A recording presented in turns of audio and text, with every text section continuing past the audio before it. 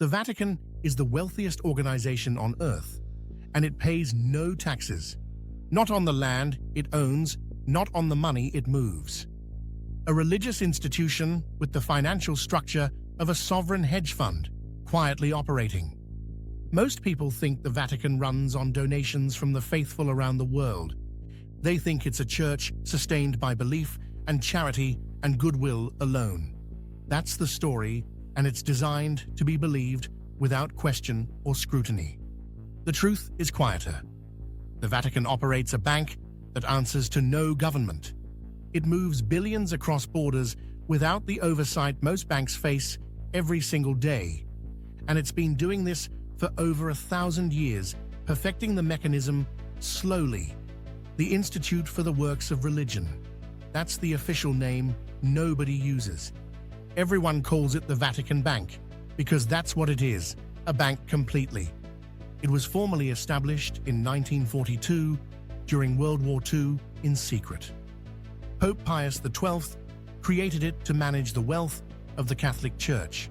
But the structure it's built on goes back centuries to the Papal States, when the Church wasn't just spiritual authority, it was political and military power too. The Vatican owned land, collected taxes, waged wars, and controlled trade routes for profit. In the Middle Ages, the Church was Europe's largest landowner, controlling entire regions and economies. Kings borrowed money from the church priests, collected tithes, peasants paid rent on church land. The wealth flowed upward to Rome and stayed there, accumulating across generations without taxation. When Italy unified in 1870, the Papal States dissolved and the land was seized. The Church lost its temporal power, but it didn't lose its wealth or leverage. It just moved the money into a new structure, one that couldn't be touched. The Lateran Treaty of 1929 gave the Vatican sovereign status independent completely. A nation within a city with its own laws, its own courts, its own banking. Mussolini signed the treaty recognizing Vatican sovereignty in exchange for the Church's political support.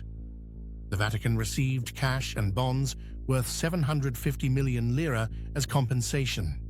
That money became the seed capital for what would eventually become the Vatican Bank. That sovereignty is the key. It means no external authority can audit, investigate, or regulate. The Vatican Bank operates in a jurisdiction of one answerable only to the Pope. No government can freeze its accounts, no court can subpoena its records or transactions. It's a financial black box with the moral authority of a religion attached permanently. This isn't a loophole, it's the entire design, baked into the structure from inception. Sovereignty means the Vatican makes its own laws, and those laws serve the bank. There's no separation between church and state, because the church is the state completely. The bank's official mission is to safeguard and administer assets for religious works worldwide. That sounds noble until you see how the structure actually works in practice daily. The Vatican Bank holds accounts for clergy, dioceses, religious orders, and Vatican employees exclusively. But it also holds accounts for individuals with close ties to the church leadership. And those accounts have been used to move money quietly without questions asked ever. The Vatican calls it discretion. The rest of the world calls it something else. In the 1970s and 80s, the bank became a pipeline for moving questionable. Money from Italy moved through Vatican accounts and reappeared in Switzerland or Panama overnight. No paperwork, no trail, no taxes, just the quiet passage of wealth across borders. Italian businessmen used Vatican accounts to evade taxes, avoid currency controls, and hide profits. The wealthy paid fees to access Vatican accounts because those accounts were beyond Italian jurisdiction. This wasn't a scandal at the time, it was just how things worked quietly. The Vatican provided a service, and that service was opacity wrapped in religious legitimacy. The church didn't ask where the money came from, it just moved it forward. This wasn't an accident. The Vatican Bank was designed for exactly this kind of. Sovereignty means privacy, and privacy means no one outside the walls ever knows what's. In 1982, the system nearly collapsed under the weight of its own. A man named Roberto Calvi ran Banco Ambrosiano, Italy's largest private bank at the time. He was called God's banker because of his deep ties to the Vatican itself. Calvi had a partner inside the Vatican walls, a bishop named Paul Marcinkus. Marcinkus was the head of the Vatican Bank, an American from Chicago with he wasn't a theologian, he was a fixer, a man who understood, leverage not. He once said, "You can't run the church on Hail Marys," and he meant. Together, Calvi and Marcinkus used the Vatican Bank to move over $1 billion. The money flowed through shell companies in Panama, Luxembourg, and Switzerland with fake names. Ghost companies with no employees, no offices, just names on paper, and Vatican Bank accounts. It was laundered through the Vatican's sovereign accounts where no regulator could ever see. The scheme worked for years because the Vatican's sovereignty made it untouchable by Italian law. Italian authorities suspected something, but they couldn't investigate inside Vatican walls legally at all. The Vatican refused all requests for cooperation, citing religious sovereignty and diplomatic immunity always. But in 1982, Banco Ambrosiano collapsed, and the money was suddenly gone. Creditors demanded answers, prosecutors opened investigations, and Calvi became the center of everything suddenly. Calvi fled Italy with a fake passport, trying to escape the investigation closing in. He went to Austria then, to London, where he believed he'd be safe temporarily. 9 days later, his body was found hanging from Blackfriars Bridge in London overnight. His pockets were filled with bricks and stones, his neck broken by a rope. 5 kilos of weight in his clothing, meant to look like suicide by drowning. The initial ruling was suicide, but the location told a different story to everyone. Blackfriars, a bridge with Masonic symbolism. Calvi was a member of Propaganda Due Lodge, P2, as it was known, a secret Masonic network of Italy's most powerful. Politicians, bankers, military officers, clergy, all connected through loyalty and blackmail and shared secrets. The lodge was illegal in Italy, but it operated openly because its members controlled. The master of P2 was a man named Licio Gelli, a former fascist. He kept lists of members in a safe, and those lists terrified Italy's government.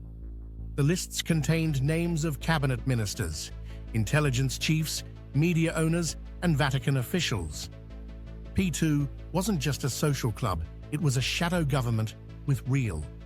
Calvi was a key financial node in that network, moving money between church and his death was later ruled murder, but no one was ever convicted of it. The message was clear: people who expose the machinery don't survive to tell it. The Vatican claimed ignorance, said it had no idea what Marcinkus was doing inside. But Marcinkus lived inside Vatican walls, protected by sovereignty beyond the reach of Italian law. He was never arrested, never extradited, never charged with anything, despite overwhelming evidence against him. Italian prosecutors issued a warrant, but the Vatican refused to hand him over completely. He stayed inside the walls for years and eventually moved back to Arizona quietly. He died in 2006, having never faced trial or answered for anything. The Vatican paid $250 million to Banco Ambrosiano's creditors in settlement.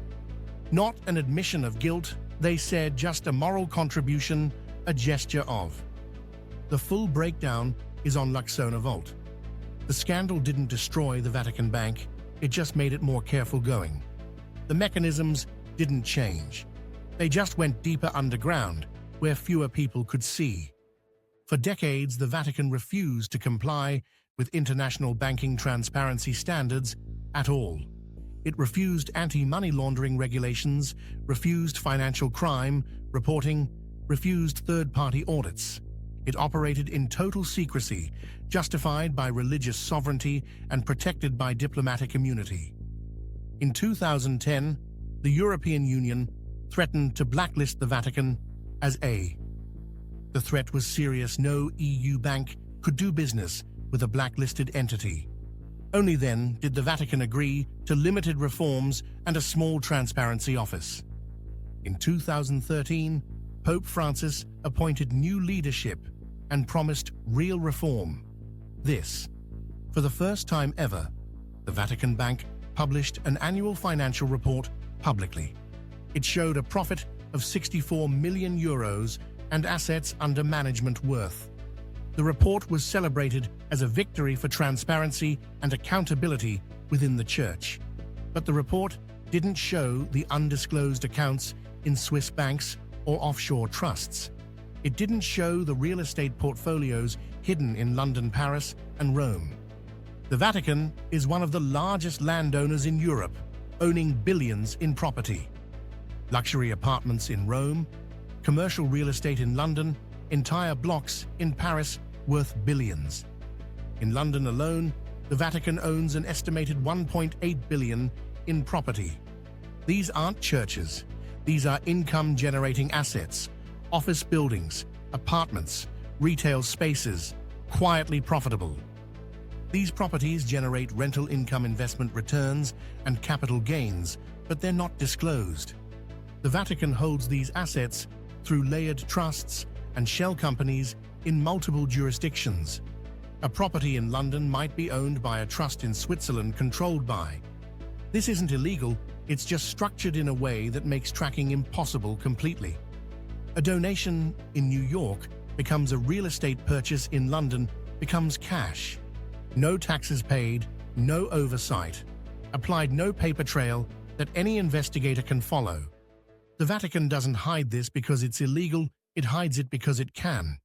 Sovereignty means the Vatican writes its own rules and enforces them on its own. No government audits the Pope, no agency investigates Vatican accounts. No court has jurisdiction here. This is the advantage of being a country and a church at the same. The Vatican uses religious language to describe its wealth, patrimony, sacred trust, stewardship of. But strip away the language, and it's just wealth managed like any other empire. The difference is, the Vatican's wealth isn't taxed, isn't regulated, isn't accountable to anyone. It's a financial empire wrapped in the moral authority of faith. And that's... The Vatican didn't invent this strategy, it just perfected it over 1,000 years. The Knights Templar did something similar in the 1200s, holding wealth for European. They became so powerful that the King of France arrested them all and seized.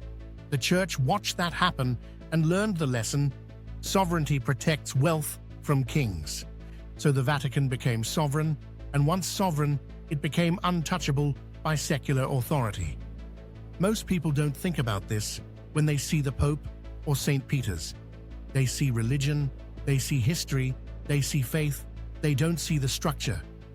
But the structure is everything, because the structure is what survives when belief fades. The Vatican has outlasted empires, kingdoms, democracies, and revolutions because the structure never changes. Governments rise and fall, but the Vatican remains because it owns the mechanism itself. The Vatican understands something most institutions don't. Wealth protected by authority lasts across centuries, and authority protected by belief becomes untouchable no matter what happens behind the walls. The Church learned this 1,000 years ago when it controlled kingdoms and collected. It learned that money doesn't need to be justified if it's blessed by. It learned that people will give endlessly if they believe it brings them closer. The Vatican built a system where questioning the bank feels like questioning the faith. And once that association is made, most people stop asking questions entirely out of. This isn't accidental, it's the design that's kept the Vatican wealthy for a millennium. The Vatican Bank isn't about protecting donations or funding missionaries in distant countries anymore. It's about preserving a financial empire that predates modern nations and will likely outlast. The wealth didn't come from prayer, it came from tithes, from indulgences, from land. It came from centuries of extraction, justified by the promise of salvation after death. People gave because they were told giving was the path to God's favor. The church collected and never gave it back, and it built an empire on. The bank is just the modern version of a very old extraction mechanism still. Today, the Vatican operates like any other sovereign wealth fund, with one critical difference. It doesn't have to disclose its returns, its holdings, its strategies, or its losses. It moves money across borders using diplomatic pouches that can't be searched by customs. It holds accounts in every major financial center, but reports to no regulatory body. It uses its religious mission as cover for what is fundamentally a financial operation. And because it's the Vatican, because it's the church, no one calls it what? The faithful see charity, the accountants see a tax-free, offshore wealth management system. Both are true, but only one explains how the structure actually sustains itself permanently. The Vatican doesn't need growth, it just needs preservation, and sovereignty guarantees that forever. This is what makes the Vatican different from every other financial institution on Earth. It's not trying to compete. It's not trying to expand. It's just trying to... And because it's sovereign, because it's a church, because it's the Vatican, the reframe is this: the Vatican isn't wealthy because people donate out of faith. It's wealthy because it built a sovereign financial structure no government can ever regulate. Belief was the mechanism for extraction. Wealth was always the outcome from the beginning. The Vatican doesn't need your faith, it needs your money, and it built. And once you see that, you can't unsee the machinery behind the marble walls. Welcome to Luxona, the Netflix of finance.